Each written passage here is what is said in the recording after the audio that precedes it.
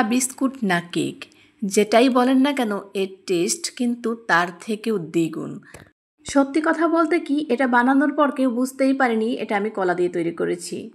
কলা দিয়ে এত মজার পিঠা বানানো যায় সেটা অনেকেই জানে না। ঘরে থাকা সামান্য উপকরণ দিয়ে 10 মিনিটের মধ্যেই এই পিঠাটি তৈরি করতে পারবেন। চা বানাতে বানাতে এই পিঠাটি হয়ে যাবে।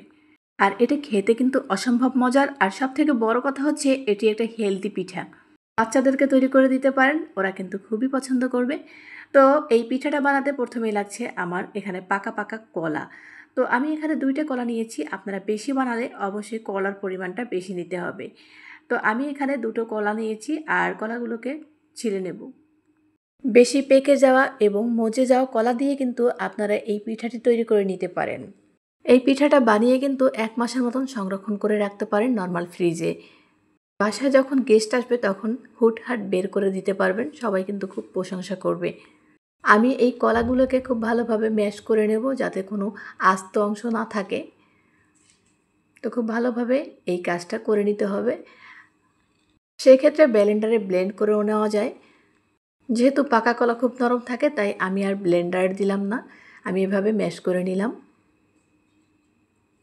তো খুব ভালোভাবে ম্যাশ করে নিচ্ছি। তো হয়ে গেছে। তো এখন আমি এখানে দিয়ে দেব চিনি। তো যেহেতু কলাটা মিষ্টি সেহেতু চিনির পরিমাণটা কম দিলেও চলবে।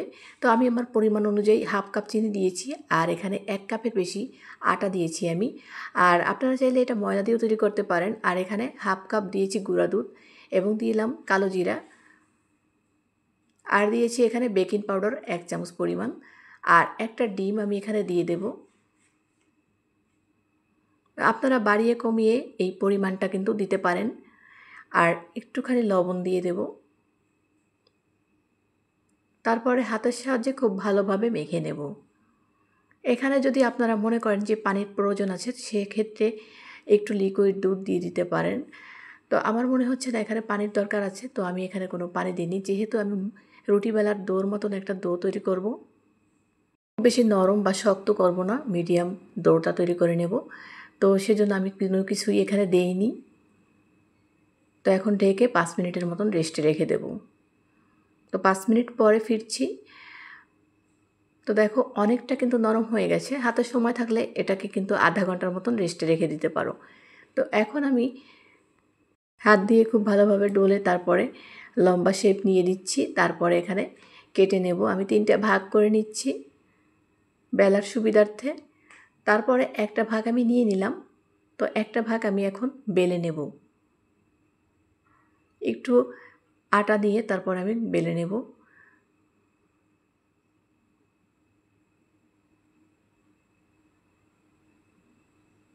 তো রুটিটা কিন্তু খুব অল্পতেই বেলে নেওয়া হয়ে গেছে দেখো। তো খুব বেশি মোটা বা পাতলা করব না, দেখে হয়তো বুঝতে পেরেছো।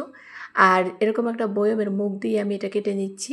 তোমরা যে কোনো কিছু দিয়ে এটা কেটে নিতে পারো তোমাদের সুবিধা অনুযায়ী। আর ডিজাইনটা তোমাদের পছন্দ অনুযায়ী করে নিতে পারো।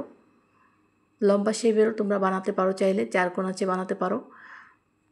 আমি এভাবে গোল গোল করে কেটে নিয়েছি, এটা সুবিধা, খুব তাড়াতাড়ি হয়ে যায়, তার জন্য আমি এভাবে কেটে নিলাম। তো সবগুলোকে এভাবে কেটে নেব। আর সব রুটিগুলোকে আমি এভাবেই বানিয়ে নেব একই প্রসেসে। তো এগুলোকে কিন্তু বানানো হয়ে গেছে, খুব সহজেই বানানো যায়, যে কেউ এই রেসিপিটা দেখলেই তৈরি করে নিতে পারবে। তো দেখে হয়তো বুঝতে পেরেছো আমি কিন্তু একই প্রসেসে সবগুলো বানিয়ে নিয়েছি। এখন শুধু ভেজে নেব। চুলোতে আমি আগে একটা প্যান বসিয়ে সেখানে কিছুটা তেল দিয়ে গরম করে নিয়েছিলাম। তো এখন মিডিয়াম আঁচে এগুলোকে ভেজে নিতে হবে, খুব বেশি জাল করতে হবে না, তাহলে কিন্তু পুড়ে যেতে পারে। তো মিডিয়াম আঁচে এগুলোকে ভেজে নিতে হবে। একটু সময় নিয়ে ভাজলে এটা কিন্তু অনেকটা ফুলে যাবে এবং খেতেও অনেক ভালো লাগবে। ভিতরটা কিন্তু কেকের মতন সফট হয়, খেতেও অসম্ভব মজার হয়। এটা অনেকটা সফট হওয়ার ফলে বাচ্চারাও কিন্তু খুব সহজেই খেতে পারে। যেহেতু এই পিঠাটা কলা আর ডিম দিয়ে তৈরি সেহেতু বাচ্চাদের জন্য খুবই হেলদি এবং বড়দের জন্য খুবই হেলদি। তো সবাই এই পিঠাটি খেতে পারে এবং সবাই কিন্তু অনেক পছন্দ করবে। তোমরা চাইলেও এভাবে খুব ঝটপট চা বানাতে বানাতে এই পিঠাটি কিন্তু তৈরি করে নিতে পারবে। দেখো সুন্দর একটা কালার চলে এসেছে। তারপরে কিন্তু আমি এই পিঠাগুলো তেল ছাড়িয়ে উঠিয়ে নিচ্ছি। হয়ে গেল আমার কলা দিয়ে মজাদার পিঠা রেসিপি। তোমাদের কাছে এই পিঠাটি কেমন লেগেছে? তো এখন চাইছো নিশ্চয়ই আমি একটা ভেঙে দেখাই। তো আমি তোমাদেরকে একটা ভেঙে দেখাচ্ছি পিঠাটা ভিতরে কতটা ফুলে গেছে দেখো, এবং অনেক সফট এই পিঠাটা, খেতেও অনেক মজার হয়েছিল। তো বন্ধুরা, এই ভিডিওটি তোমাদের কাছে কেমন লেগেছে কমেন্ট করতে ভুলো না, এবং ভিডিওটি ভালো লাগলে চ্যানেলটি সাবস্ক্রাইব করে পাশে থেকো, পাশে থাকা বেল আইকনে প্রেস করে দিও। তাহলে হবে কি আমার সব ভিডিও নোটিফিকেশন সবার আগে পেয়ে যাবে। এবং যারা যারা ফেসবুক থেকে দেখছো তারা পেজটি ফলো দিয়ে রেখো। আজকের মতন এখানেই বিদায় নিচ্ছি। দেখা হবে নেক্সট কোনো ভিডিওতে নতুন নতুন রেসিপি নিয়ে। ততক্ষণ পর্যন্ত সবাই ভালো থেকো, সুস্থ থেকো, নিজের পরিবারের খেয়াল রেখো এবং নিজের খেয়াল রেখো। আল্লাহ হাফেজ, আসসালামু আলাইকুম।